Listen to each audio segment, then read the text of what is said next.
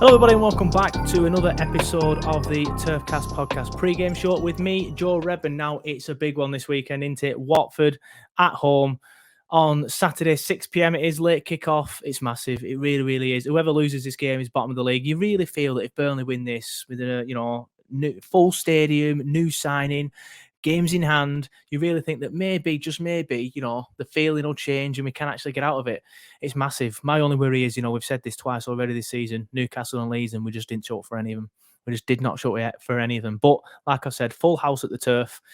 Going to be a good atmosphere. It better be a good atmosphere. We've got a new signing. We need to show him what we're all about. Hopefully he hits the ground running because he needs to show us what he's all about. It looks decent on the YouTube videos, and he's looked decent, for Wolfsburg the last few seasons. So fingers crossed. It really, really is massive. It's massive, but it's a long one, this one. So I'm just going to get straight into it. I've just been speaking to Justin and Carl from the Do Not Scratch Your Eyes at Watford FC podcast. Now, if you're watching on YouTube, we've just got a quick request. Please smash that like button. It really does help the YouTube algorithm. I'm going to go full YouTuber on you here. I'm going to start asking for requests. So if we can get 40 likes, do you think that's doable?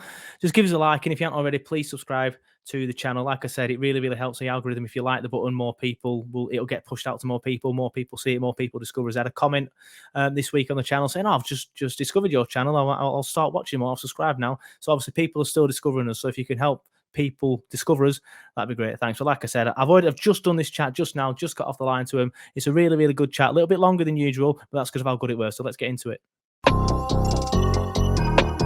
And just like that, joining us from the Do Not Scratch Your Eyes, the Watford FC podcast, is Justin and Carlos. How you doing, boys? You all right? All good, my friend. All good. Massive game, innit? Massive game, this one. I am nervous. I'm so nervous already. Cool, you're nervous. Jesus. Mate, you've hit the nail on the head with that. I mean, we've come off the back of two games like this, and we got a draw at Newcastle. Didn't turn up against Norwich. Yeah. And we now face you guys for what is, talk about a relegation scrap. It's right up there, isn't it? Yeah, all your fixtures have sort of fell at once, haven't they? Like you say, how do you feel you've played in these last few games? Because it showed great character to come back against Newcastle, and like I said on the Twitter Spaces the other day with you boys, I did give a bit of a fist pump when you did that. Perfect result for Burnley, but then Norwich, that was just like you say, you didn't turn up and it was poor.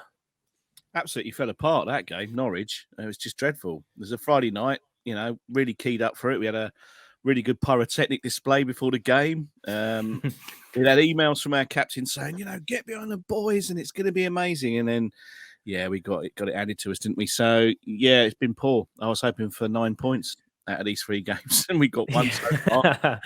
Beggars can't be choosers, mate. 9 points, even that's a bit ambitious, even for Southampton or something in them 3 games. Yeah, true, very true. Yeah, I think I understand exactly how you're feeling though. This is the 3rd game where the fan base has been like, right, this game is massive now, biggest game of the season so far. It happened away at Newcastle, and we give them their first win of the season. We just didn't turn up. We were dreadful. Nick Pope even dropped it for their goal, and Nick Pope, don't drop anything. And then Leeds away, same sort of thing. Right, lads, biggest game of the season. You need to be up for this, so come on. Just didn't turn up, and that's why I'm worried. It's the biggest game of the season again. Fan base is saying, right, you really need to be up for this. We've put on offers to fill the ground. It's looking like it's going to be a sellout. In fact, I think it might have been announced as a sellout today. We've been doing like 10% off to celebrate Ben Mee's 10 years at the club. They've been doing tickets for a tenner for students at the local college and university.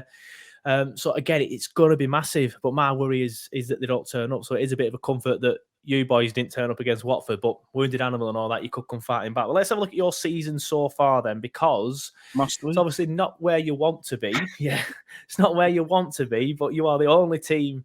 We are the only team in the league that's actually had a worse season than you so far. Obviously, we've got the games in hand, but I'd rather have points on the board myself. So, obviously, on to your 3rd manager of the season. Yep. Yeah, it is, isn't it? I can never keep up with that one. We'll get onto that in a minute. I'm going to say second. Then it hit me. I'm like, oh no, because Claudio didn't start the season with him. How do you think it's gone then? Because obviously you would have expected to be there and thereabouts being in the Championship last season. It's not gone very well. We haven't managed to keep a clean sheet, which is massive worry. It's a huge worry. We ship a goal in every game, at least one. So, be interesting to see if Roy Hodgson makes any difference at all to our defence, because that's been disappointing. We've lost games that really we should have won or drawn. I look back to the early games of the season, Wolves at home, Newcastle at home. When you looked at games like Brentford away, we should have won those games really, and didn't, just totally drop the ball. So it's been very, very disappointing for me. Really not happy. I thought we'd be, at least, I don't know, a few places above the drop zone at this point. And yet here we are. Here we are. Yeah, here we are. Yeah, I mean, just on the back of that, I think when you're a club that's come up from the Championship, your expectation is a certain level. For Watford, it has to be a certain level because of the size of the club, and so forth. So, it's been really poor. I mean, if I had to sum it up as a GCSE grade, it'd be a D. If this was a parents' evening, it would be try bloody harder. Yeah. Get your head down and crack on. I mean, going into the game, it's a real mixed bag. And you started this by saying you're really nervous. I mean, we're the same, but we've also got a new manager at the helm who brings. All right, Claudio Ranieri brought experience, whatever that means at this level, but he brings something different. Hopefully, a defensive approach to the games, because that's what we need. Yeah, Justin just said we've conceded so many goals. And it would be lovely to have a clean sheet at least once this season. Yeah, I'm just looking. Obviously, you've conceded 40 goals, so that's pretty poor. Compared to our 27, we conceded 13 less than you. But on the flip side of that, we've only scored 16. We don't obviously score enough at all. But you've not kept a clean sheet. That's obviously a worry. But you've not shipped as many goals as Newcastle and Norwich, and it's the same as Leeds actually. So goals in terms of goals conceded, it's not the worst in the league. But yeah, the clean sheet thing. What do you think that is? Is it just the fact that you are poor at the back, or is it like an attention span thing? Because you'd think with the fact that there's teams that have conceded more goals than you and who have kept clean sheets, that you would have at least kept one there or thereabouts somewhere. I think it comes down to there's a couple of bits that are going on with us, and me and Justin have spoken about it. For one, recruitment. It's been really poor. It's been below standard.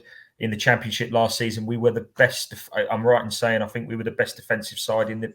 Across all four divisions. So that shows you how far we've fallen defensively. And the players that played really well that season, Sierralta, Troost-Ekong had a half decent season. Troost-Ekong, I might as well play at the back than him this season. And Sierralta can't get a look in. He can't get anywhere near the first team for whatever reason. So we knew that they were going to have to spend money in the summer defensively. They didn't. They strengthened elsewhere, and it's cost us so far.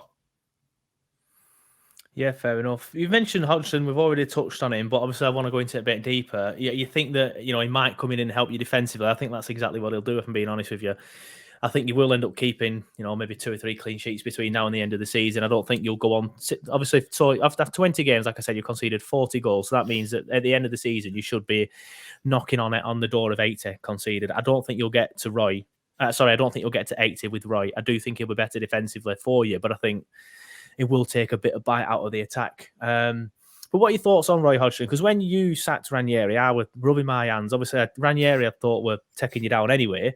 But I thought, they'll just appoint another inexperienced in the Premier League, like random Italian, Spanish manager that won't have a clue. He'll come in, might have a new manager balance for a bit, but then eventually they'll just fade. But you've actually employed somebody that has been in the dogfight before and knows what he's doing and can show up defences. So I think you've actually got this appointment right. Well, I think the unheard of manager will be next season, to be honest with you. Yeah, probably. I think it's a good appointment, actually. When his name was muted, and Carl actually sort of said to me it might be Roy Hodgson maybe a day before he was appointed, and I thought, oh God, no, that's a really bad appointment. But now, we were recording a podcast, I think. It came on my phone, didn't it? Yeah, it did, yeah. And I was trying to get onto one of the betting apps and couldn't because the market closed. Anyway, so yeah, I was a bit underwhelmed. But now, having seen him in interviews and things, and having seen little bits of how he's taking training, and when you think about it as well, I think he's the right appointment for.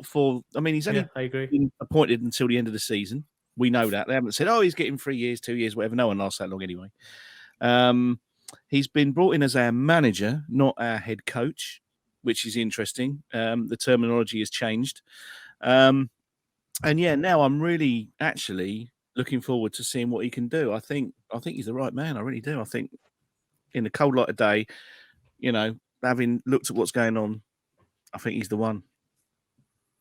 I nearly burst into song there after you finished that. Oh, did you? What were you going to say? She's the one, Robbie. I was going to throw a bit of. I was going to throw a bit of Robbie out there. That'd have been a brilliant. I 100% would have clipped that up. That would have been a brilliant piece of footage. I'd have gone. You wouldn't see me. I'd be off. He's heard me sing. That's what it is. Yeah, it's terrible. Yeah. I've got. Can I ask you a question? Sean Dyche, who's obviously got links to Watford previously, and when we were talking the other day, I said I thought he was harshly treated at Watford, and when we look at what he's done for Burnley, getting you into Europe. I know you got. I think you got Aberdeen, didn't you? Which was a bit Aberdeen, then Istanbul, Başakşehir, and then Olympiacos. The most annoying, you know what? I was fuming with that Aberdeen draw simply because I wanted this big, extravagant. Like I wanted to go to some like Slovenian random city. You know what I mean? And I ended up in Aberdeen, but it was such a good time. We had such a good time up there. The local people in Aberdeen were class. I got bought about 15 beers over the course of 2-3 days that I was there. They were really, really nice.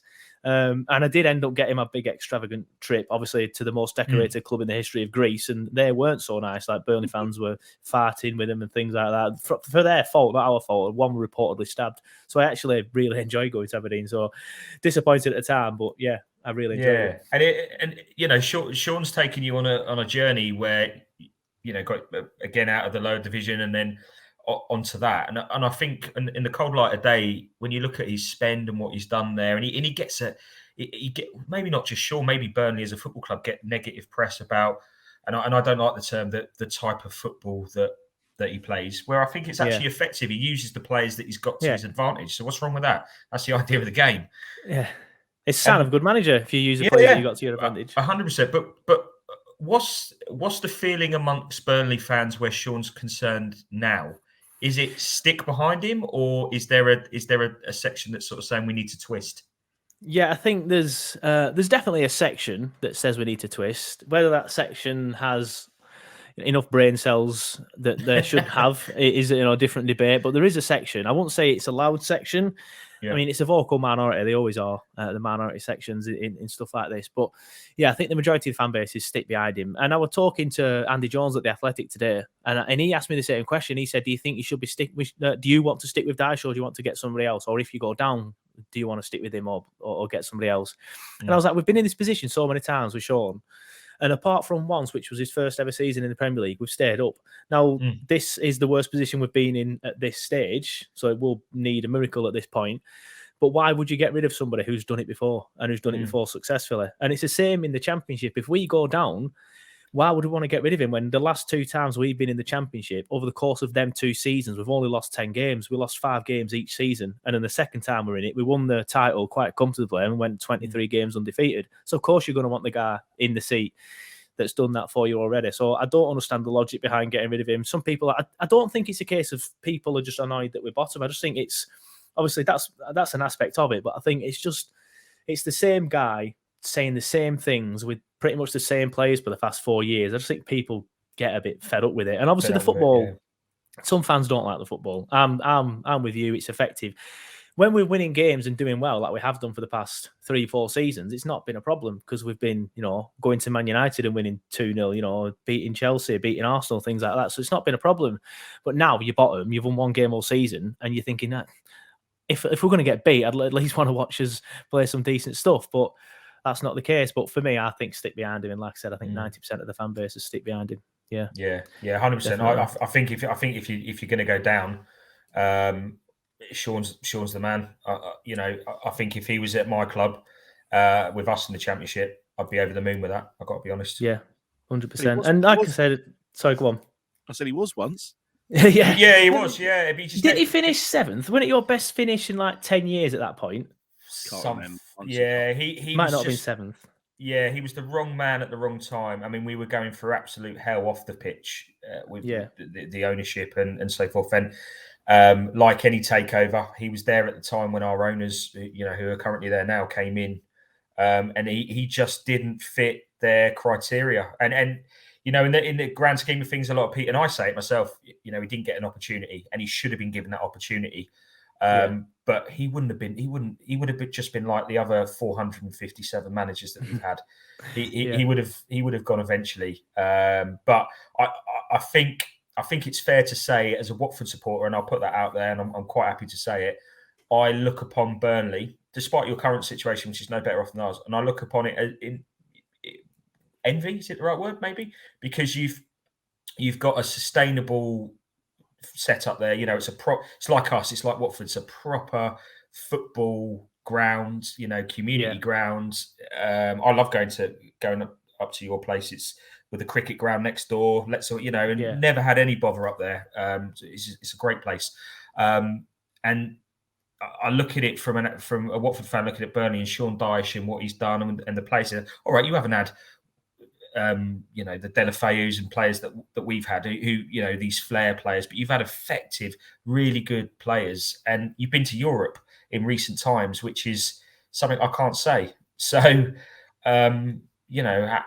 all credit to Sean Dyche, and I hope you stick with him, because I think he's a really, really solid manager. Yeah, fair enough. I think we will stick with him. I think my only concern is if we went down. He's on like 125 grand a week now, so I don't think that's sustainable. And I think there's clubs in the Premier League, and I'm not saying big. I hate using the term big. Actually, the top 6 to 8 teams. Okay, but there's certainly teams in there that would probably look at Sean Dyche. Yeah. From a management point of view, in the sense of a steady ship and doing exactly what he's done at Burnley with their club. Yeah, never be Watford because we don't keep him long enough. Yeah, but I'm surprised he's still here in that sense. I'm surprised nobody like a Leicester or a Wolves or a Villa or a Southampton or a Palace, even Everton have taken a chance on him. I don't understand why it hasn't happened, but more for them, and that's better for us. When the Everton job came up, I said to someone, Sean Dyche all day long. They have to give Sean Dyche that opportunity. And I think the only reason he hasn't gone to Everton is because of Burnley's current situation. If Burnley were mid-table, above Everton, 100% they would have gone for him. Yeah, maybe. They've had a few chances, Everton, and so have Palace. And they've never really got... Palace was one that looked likely a few seasons ago, but it never happened. I remember I was working at Radio Yorkshire then, and he was on the radio, and the point was I came in and the presenter were like, do you want to ask him about football and stuff? And I'm like, yeah, I'll ask a few football questions, because we're doing some charity walk thing from Burnley to Leeds or something like that. I think at Revden Bridge, actually. And he just, and as soon as he picked the phone up, he's like, hello, in his voice. I'm not going to try and do it. I'll have a sore throat for weeks. Yeah. And he's like, hey, Sean, I've just got Joey with me as well to ask some football questions. He's like, all right, well, just to make it clear, I won't be answering any questions on the Crystal Palace and Burnley situation. So in my head, I was like, he's gone. Why is he saying that? Yeah, why are you saying that? Yeah. So I just left the studio. I was like, there's no point in me being here, Danny. I'm just going to shoot. So I just left. But I remember thinking at the time, like, he's gone. I even put on Twitter, like, saying, I think he's gone. But thankfully, he stayed. But anyway, let's move on, because we've mentioned your managerial merry-go-round very briefly, but it is something I want to get your fans' perspective on, because you've said you look at us with a bit of envy because we've got a sustainable model, whereas obviously you boys, when I look at you from the outside, it's like, you just quickly get someone else in. We want that new manager bounce, but it's not going to have the same effect it always has if you keep doing it. It's like if you press a button, eventually the button's, to get something, eventually the button's going to start wearing out. From the outside looking in, I see like the players and constantly bringing new managers in. They're like, well, you're going to be gone in 6 months. What are you going to do if you're bollocking me, for example? So what do you guys think of it? It just don't look like a sustainable model to me. I can't see how it works. Well, I don't know how it works, but by and large, it does. It's one of those, like you stayed in the Premier League for so long doing it as well. Yeah, I don't know. It's not comfortable. You get a lot of stick from other fans and from the media, all the time about, the revolving manager's door and all the rest of it. It seems to work. I don't know why. I don't know whether it's coming to the end of its shelf life now a little bit. I think this season it's more the players for me than the manager. The recruitment has been pretty poor, and the players that we brought in. I mean, there's Juraj Kucka, who had a brilliant debut against Aston Villa and has been largely absent since. Danny Rose, I think, is on his way to Turkey. He's gone. Yeah, by the sounds of it, he's gone. Yeah. These are all players that we bought in, at the beginning of the season, by the way. Of the recruitment at the beginning of the season, Dennis sticks out, Sissoko sticks out. Other players that don't stick out would be Ashley Fletcher, possibly Joshua King. Tufan's gone. He's gone back to Turkey. They've cut his loan short. He's back to Fenerbahce. So I think the players are letting us down this season, whereas in the past they seem to have stepped up to the plate when a new manager's come in and etc. etc. I think Ranieri was let down very, very badly. I thought he was going to be the answer for us when he was appointed. I thought, oh, brilliant, that's it. That's going to be really good for us. He won 2 games out of 13. Very, very disappointing. So, yeah, I mean, you could argue it's baffling, but it does seem to work, or has done. Let's see what happens now, though.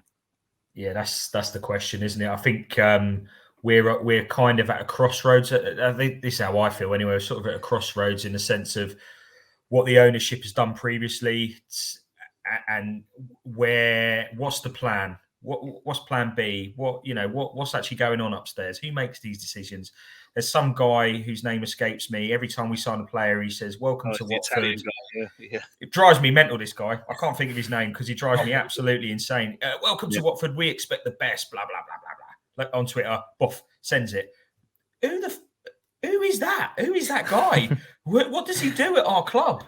Yeah. What does he do? And it's stuff like that. And the model was always explained to me like this. It was always explained that the Potsos will bring in a coach, not the manager. They will bring in a coach and be given players to work with. We will provide you the best players because we have one of the best scouting networks in the world.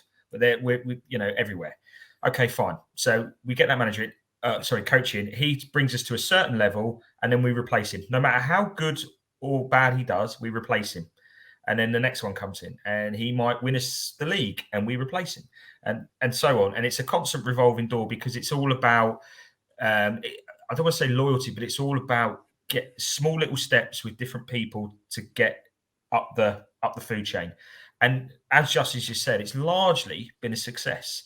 But there is a crossroads now where questions are being asked about the ownership, about what I've just said there. What the hell is going on up there? It's like a free for all.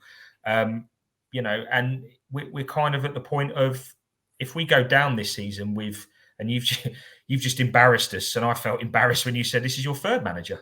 Oh, yeah, it is. Yeah, you're right. Yeah, this is your third manager, and at the end of the season, we already know Roy Hodgson's going. So if we do go down, who's to blame? Who's at fault for this? Who's going to keep doing this and keep making this situation roll over? Because I'll be honest with you, next season, if we are in the Championship and if Burnley are one team, if you're in the Championship with us, it's going to be a tough season. If Newcastle cock it up and come down as well, that's one place gone, is it? Regardless, that's top spot gone. Yeah. So there's a potential, and you look at the lower leagues now. Even in League One, it's littered with ex-Premier League sides that have. All right, they've overspent. Watford and Burnley aren't guilty of that, but it's littered with sides that are trying to get back into the promised land. And I don't think it's an easy place to be next season. I really don't. And it's so key that for Watford, for Burnley, Leeds, teams like that, they have to stay in that division. And that's literally sums up how important this game between us is on Saturday. It's huge. Yeah, it really is massive. But you mentioned some summer incomings there and how they're no longer here. You was quite busy again in January, which is the exact opposite to us. I think you brought in like 3 players in the first 3 days or something, if I remember rightly. Did you bring in 6 players overall, was it? We've brought in 4 players. Don't ask me to name them. So we got I can probably name them. We got Hassan Kamara. Yeah. We got someone else I can't even remember their names because I've only seen them play once, and that was against Norwich, and I wasn't really watching much of that, to be honest with you. But yeah, so I think we have in total brought in 4, and as I understand it, most of them were defensively minded. So is there probably a reason for that then? And none of them, but to make it clear, none of them were brought in when Roy Hodgson was appointed manager. None of them are They were all pre-Roy Hodgson. Yeah, that's true. That's interesting. Obviously, things I'm sure would have been different if he was there. But Yeah. what have you made of these players then? Are you happy with your recruitment in the window, or do you think it's a lot of unknown names that are going to come in and take too long to get take too long to get used to the Premier League? Yeah, it's a risk. We saw it against Norwich. The centre back Samir, who came in, Brazilian guy, played in Italy for a very long time with Udinese, our sister brother club, whatever you want to call it. And I think he had a real rude awakening to Premier League football and English football in general about physicality, what it's, and he got caught the first goal. My God, because he thinks in Italy he would have got a particular foul because the player leant against him and he went down like a rainforest, and the referee played on and they scored, and he's on his knees going, free kick, penalty, red card, and it doesn't happen like that. So there's a big learning process for those players. I think when you're in this particular set of circumstances, as we both find ourselves, you really want some experience in there. Players that know the division and or have certainly got some understanding of what a relegation scrap is about at some sort of level. And I don't think any of the players that we brought in necessarily do. Yeah, fair enough. It's if he doesn't like physicality, he's not going to like Turf Moor. No, it's good. Shop there, I think. Yeah, I mean, to be fair, most teams that go to Turf Moor who get bullied. I've seen it myself. I've seen us go up there and get absolutely bullied. And when you've played at Vicarage Road as well, the same. Chris Woods used to hate. He was all elbows and just get out the way.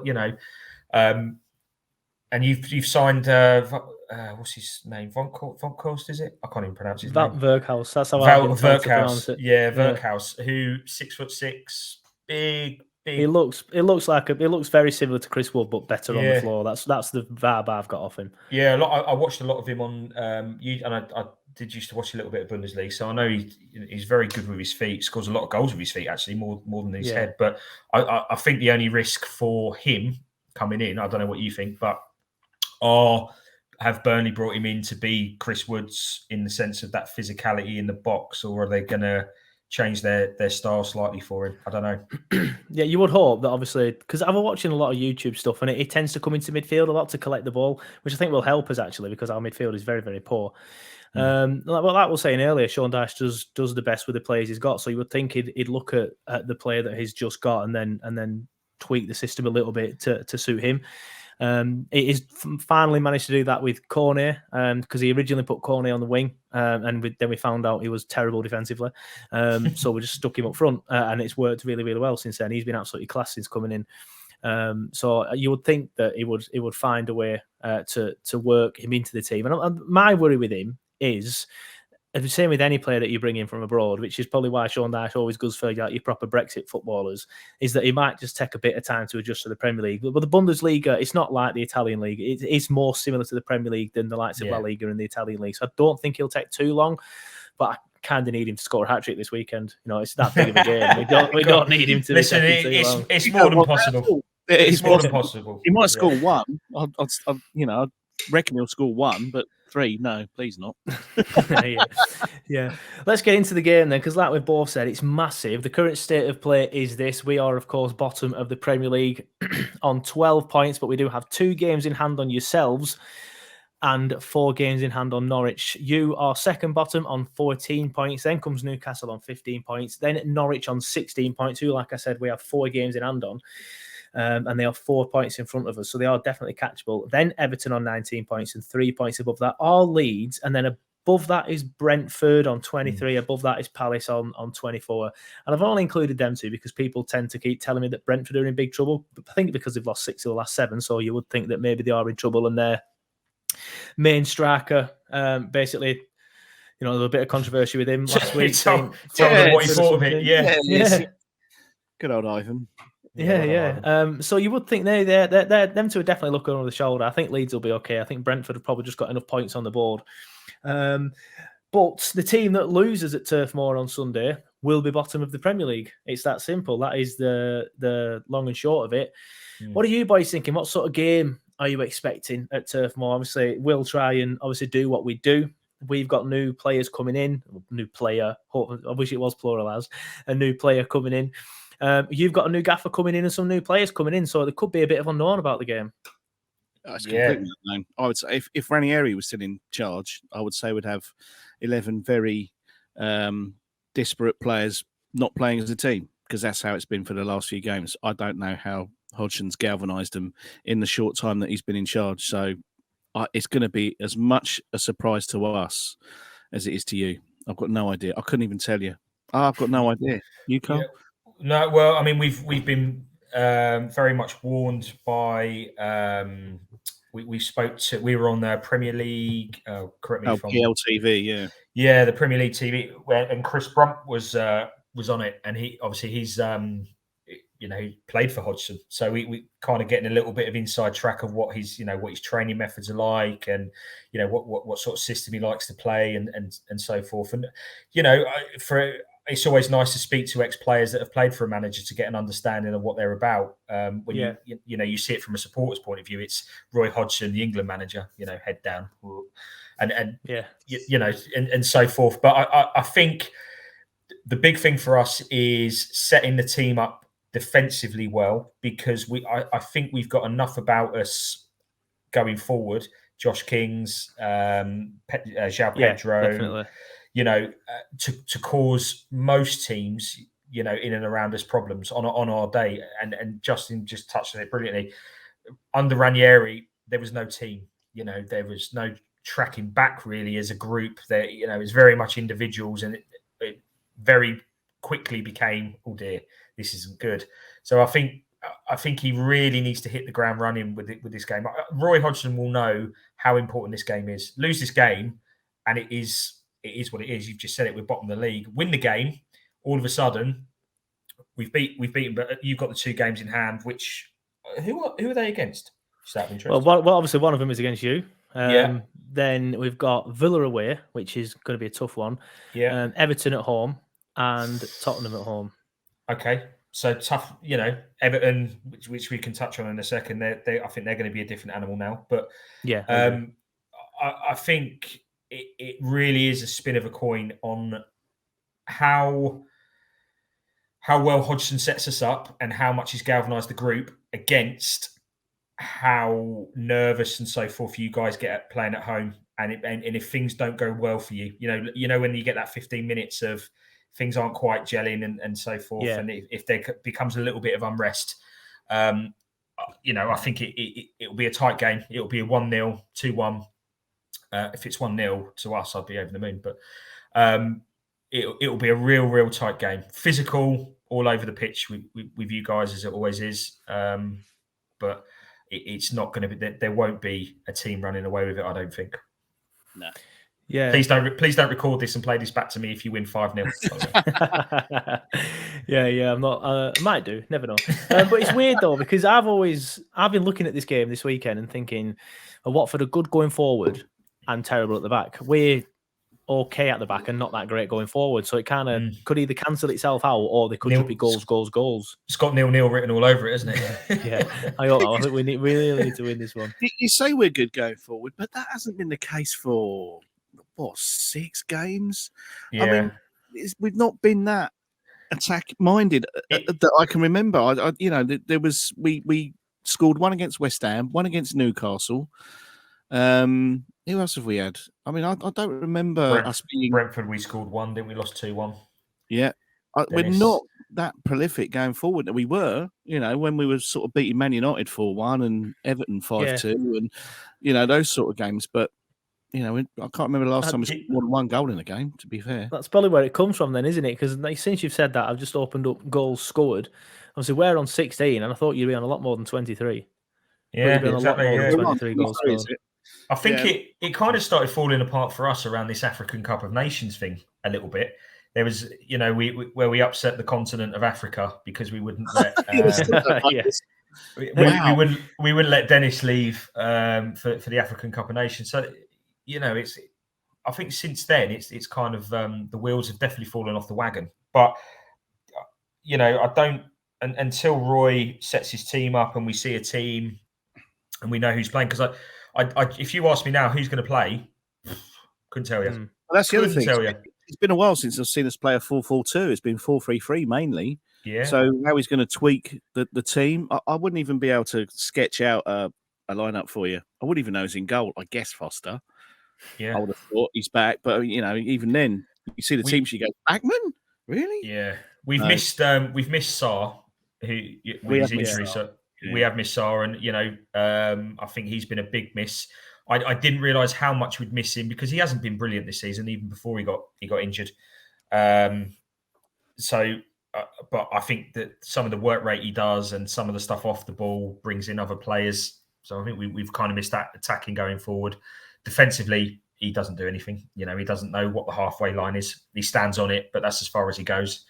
So yeah, honestly and truthfully, this game is literally, and I kind of feel like I've been saying this to a lot of, we've spoken to Newcastle guys and Norwich guys, and every time I sort of say it's a flip of a coin for us. It really does depend who turns up, and add the Roy Hodgson scenario to it.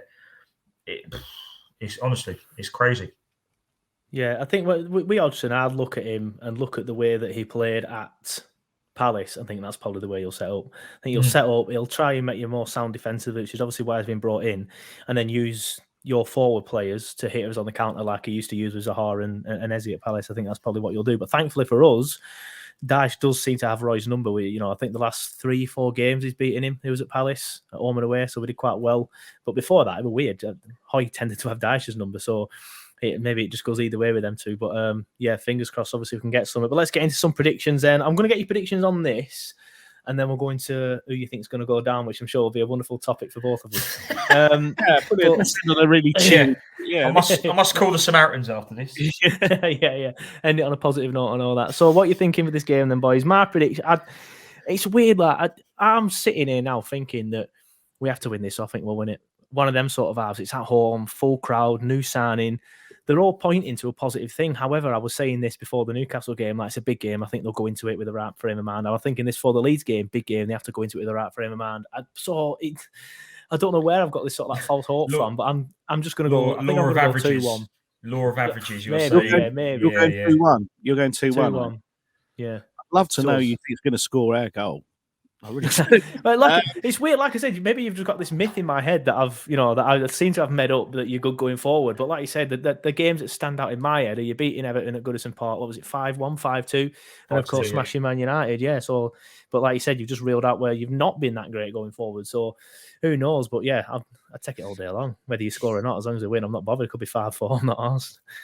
Yeah. Well, it might be 5-4. Can't see us scoring 4. I think you'll definitely score because, as I say, that if we keep a clean sheet, I'll be delighted. If it's 0-0, I'll be delighted because it means we've kept a clean sheet.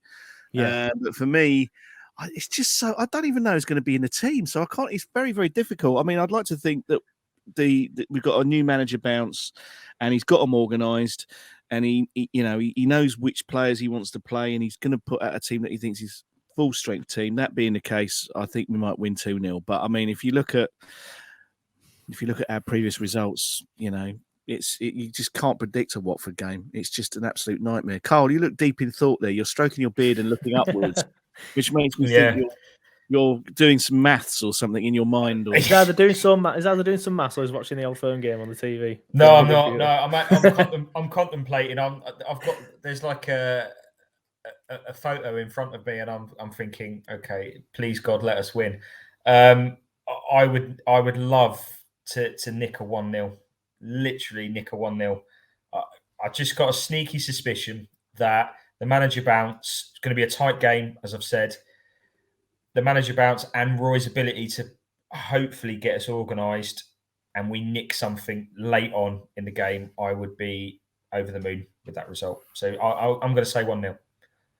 Fair enough. Can't really disagree with it too much. Like I said, the two games that we've meant to be really up for it, we've been absolutely abysmal. But let's, like I said, end on a positive note. Who's going down? So both of us and who else then? Who else is going down? Who should we pick?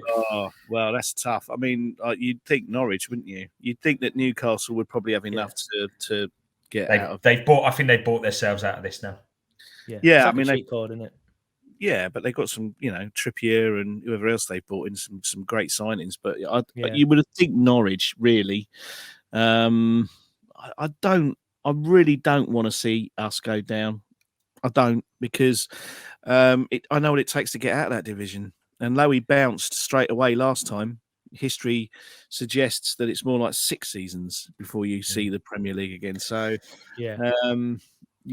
I would say it'd be us, Burnley and Norwich, but a lot can change between now and the end of April, beginning of May. It's so tight, isn't it? You get 2-3 wins, look at Norwich, and all of a sudden you'll be fine. Yeah, you'll be fine. I mean, if I look at it, I think you've got to look at the teams in and around you. So us two playing against each other, I don't think you can underestimate how big a game that is. Burnley win, I think they can then start to climb. We win, same thing. So taking those two teams, I fancy Norwich still to be Norwich, and because they love the Championship, so I fancy them still to go down.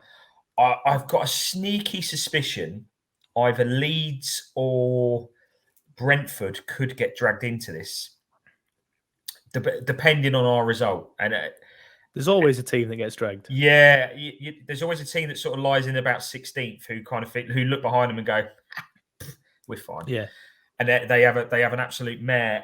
And Brentford have got history of this. They're notorious for falling away. They did it in the Championship with us last season. A couple of seasons before that, they've done it as well. So I'm gonna say.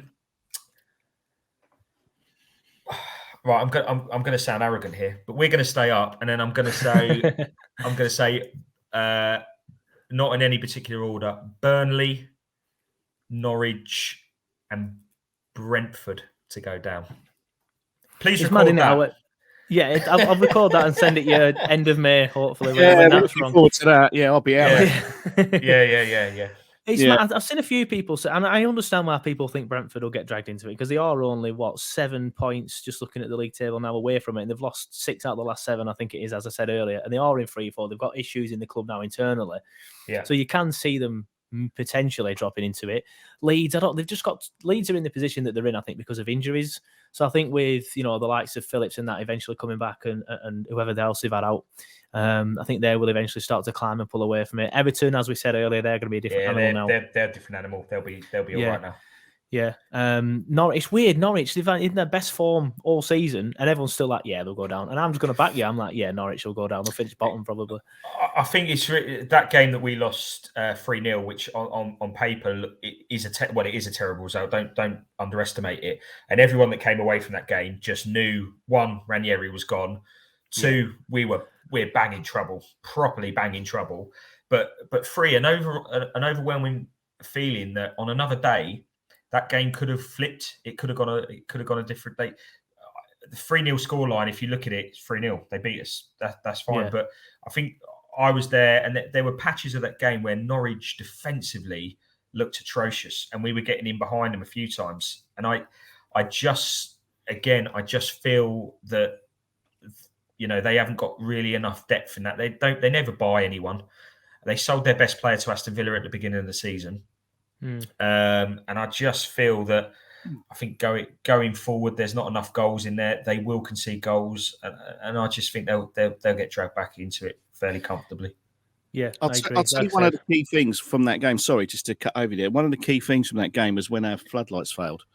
And I remember that. Yeah, sort of we were playing in the rest of the game in this sort of strange half light. It was very, very odd. But while that was going on, Norwich was sort of coming together as a team a little bit and sort of, chatting to each other. Us were sort of taking balls off and doing little sort of warm-ups. And Ranieri didn't call them over and say, come over, come on, listen, you're losing 1-0. We need to do this. We need to do that. It was just just seemed very disconnected and unjointed. And I think hopefully if one thing Roy has or should bring is a little bit more team spirit, a little bit more togetherness, a little bit more, because that was just horrible to watch. Even as a fan, you're going, they're not talking to each other; they're just doing their own. We were sat there next to each other, saying, "Look at Norwich; they're all together, all huddled up, having a chat and looking around and stuff." Our boys were just all individuals, maybe 2 or 3 of them together, but just doing keepy ups, nothing, you know, and that and that said it all. Yeah, and I'm not making excuses, but that didn't help us in that game, I don't think. Every time we've had one of these little interruptions, we then sort of don't kick on. It happened against Chelsea. I was going to say, is it 3 games now or 2 games? Chelsea, Norwich, definitely. And is there one more? Well, there was another. There's been 2 where we've had crowd problems with people in the crowds with health problems and stuff, isn't it? But the Chelsea game, we were sort of like on par with them in that game, and then was it a 15-minute delay or something? Yeah, last minute. Lost our mojo and just So yeah.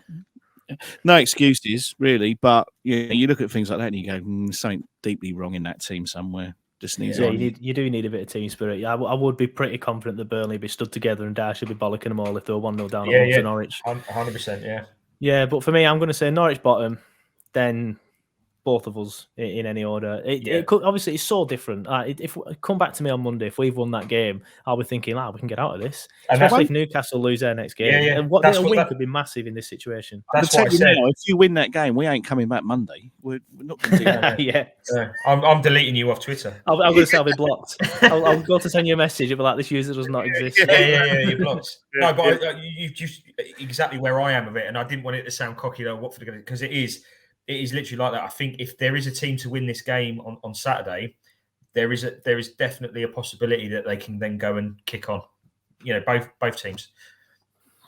Yep, fair enough. I agree with that, either side. But yeah, thanks for joining us. I'll wrap it up there then, boys. Thanks for joining us. Do you want to just give everyone a shout, let them know where they can all find you on the socials and stuff?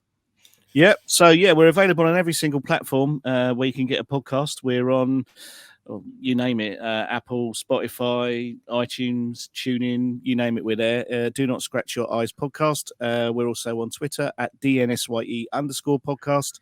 I think that's also our Instagram and our YouTube. Facebook, however, is just DNSYE. So, if you want to... I've given you a like on the old Instagram as well. Ooh. Oh, have you? Yeah, I've commented it. I've put a little hello from us. So Thank you. Give us a follow. Yeah, we'll do, mate. One thing I do want to ask before I go, and I probably should have asked this off air, but we're recording it now. So that's all right. Go for it. Where does that name come from? Excellent question. Best question you've asked all night, my friend.